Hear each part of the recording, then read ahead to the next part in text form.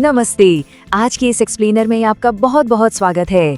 खैर, आज हम एक ऐसी अविश्वसनीय और सच्ची कहानी पर बात करने वाले हैं जो सच में आपको अंदर तक झकझोर कर रख देगी। ये कहानी है नंदिनी की। कैसे वो एक बहुत गहरी ठेस और अपमान से उठकर एक शानदार जीत तक पहुंची। ये जज्बे और कभी न टूटने वाले संकल्प की एक बेहतरीन मिसाल है। तो चलिए बिना किसी देरी के इस सफर को शुरू करते हैं। शादी, हम सब जानते हैं कि यह हर किसी के लिए एक खूबसूरत सपना होता है ना? नंदिनी के लिए भी बिल्कुल ऐसा ही था। लेकिन शादी के ठीक बाद उसका ये सपना एक भयानक सच में बदल गया।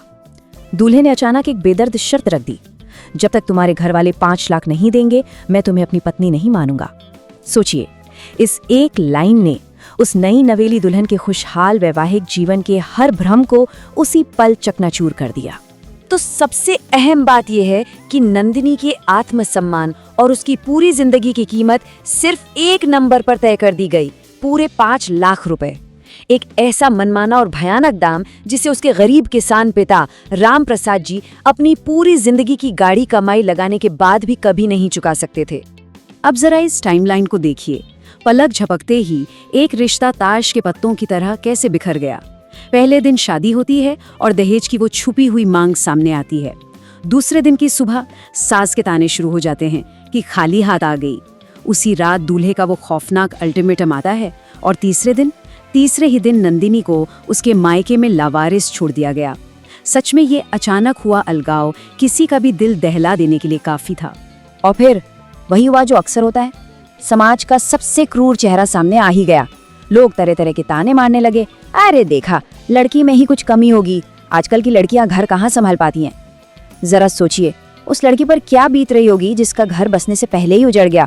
इस अंधी गपशप और इल्जामों ने नंदिनी को अंदर से पूरी तरह तोड़कर रख दिया था। वो बिल्कुल खामोश हो गई थी, पूरी तरह बिखरी हुई। लेकिन हर टूटने की कहानी का एक टर्निंग पॉइंट जरूर होता है। एक रात इन सारे तानों को सहते हुए नंदिनी ने अपने पिता को अपनी गरीबी पर रोते हुए सुना। काश मैं अमीर होता तो मेरी बेटी की जिंदगी बर्बाद नहीं होती। पिता के वो आंसू नंदिनी के लिए एक इमोशनल ट्रिगर बन गए। उसी पल उसके अंदर के उस दर्द ने एक आग का रूप ले लिया। उसने एक अटल संकल्प लिया कि अब वो एक भी आंसू नहीं बहाएगी, बल्कि खुद को इतना मजबूत बनाएगी कि ये दुनिया उसे सलाम करेगी। द क्रूसिबल ऑफ रेजिलियंस, यानी अदम्य साहस की भट्टी।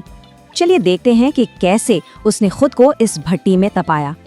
अब यहाँ जो सबसे दिलचस्प बात है वो ये कि अगले ही दिन अपनी आंखों में एक नई चमक के साथ नंदिनी ने अपनी पुरानी किताबों से ज़मीं साफ की। उसने अपने पिता से कहा कि वो दोबारा पढ़ाई शुरू करना चाहती है।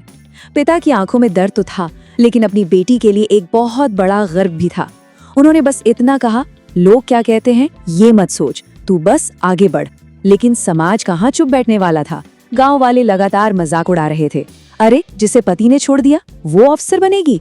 ये सिर्फ एक ताना नहीं था, बल्कि एक बहुत बड़ी मानसिक बाधा थी। लेकिन नंदिनी की दिमागी मजबूती देखिए, उसने इस शोर को अपने दिमाग से पूरी तरह बाहर निकाल दिया था। क्योंकि सफलता कभी रातों रात नहीं मिलती, है ना? गाँव वालों की बातों को नजरअंदाज करना तो बस पहला कदम था। असली लड़ाई तो इसके बाद शुरू हुई। कई रातें ऐसी होती थी जब घर में बिजली तक नहीं होती थी, लेकिन नंदिनी का जज्बा अंधेरों का मोहताज बिल्कुल नहीं था। उसने लालटेन की उस टिमटिमाती रोशनी में पढ़ाई की। ये हमें बताता है कि उसका ये सफर असल में कितना मुश्किल था और कैसे उसने हर बाधा से लड़कर अपनी सफलता की नींव उसी अंधेरे में रखी। और हाँ, उसने लक्ष्य भी कोई छोटा मोटा नहीं चुना था। उसने चुना UPSC, union public service commission. जो लोग नहीं जानते उन्हें बता दूं कि ये भारत की सबसे कठिन और प्रतियोगी परीक्षाओं में से एक है, जहां से देश के टॉप अधिकारी चुने जाते हैं। एक ऐसे बैकग्राउंड से आकर जहां उसे पूरी तरह से ठुकरा दिया गया हो, इतने बड़े एग्जाम की तैयारी करना, सच में ये उसकी हिम्मत और उसके इरादों की असल उड़ान को दिखाता है। और फिर वो दिन आ ही गया जिसने पूरा इतिहास बदल दिया। यूपीएससी का रिजल्ट घोषित हुआ। कांपते हाथों से नंदिनी ने अपना रोल नंबर चेक किया और अगले ही पल उसकी आंखों से खुशी के आंसू बह निकले। वो पास हो चुकी थी। अब वो कोई ठुकराई हुई बेबस लड़की नहीं, बल्कि एक एसडीएम यानी सब डिविजनल मजिस्ट्रेट थी। पूरा गांव हैरान रह गया। जो लोग कल तक उसे ताने मारते थे, आज वही लोग उसके घर मिठाई लेकर खड़े थे। ये पल सिर्फ एक सफलता नहीं बल्कि एक बहुत ही करारा जवाब था। When time turned the tables, जब वक्त ने पूरी बाजी ही पलट दी। किस्मत का खेल तो देखिए, एसडीएम बनने के बाद नंदिनी की पहली ही पोस्टिंग उसी जिले में हुई जहां उस राहुल का परिवार रहता था जिसने उसे दहेज के लिए निकाल दिया था। अब यहाँ कॉन्ट्रास्ट देखिए, एक तरफ है नंदिनी, एक पावरफुल एसडीएम जो अपने सरकारी काफिले के साथ आ रही हैं, और उनके बिल्कुल विपरीत दूसरी तरफ है राहुल, जिसका बिजनेस घाटे में चल रहा है, घर पर कर्ज का पहाड़ टूट पड़ा है और ऊपर से अवैध जमीन पर कब्जे का इल्जाम।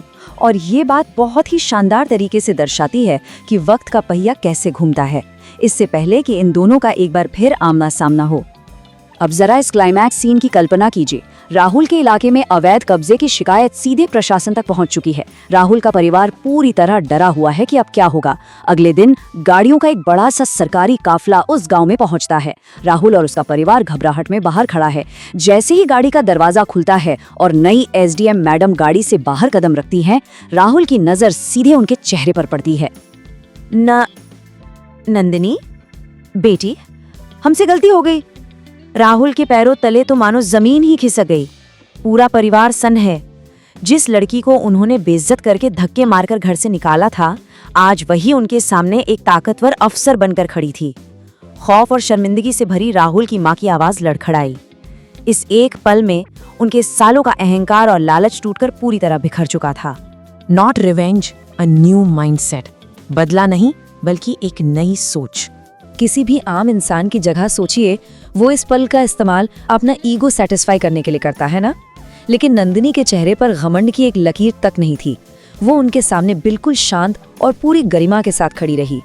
उसका वो ठहराव ही उसकी सच्ची जीत थी।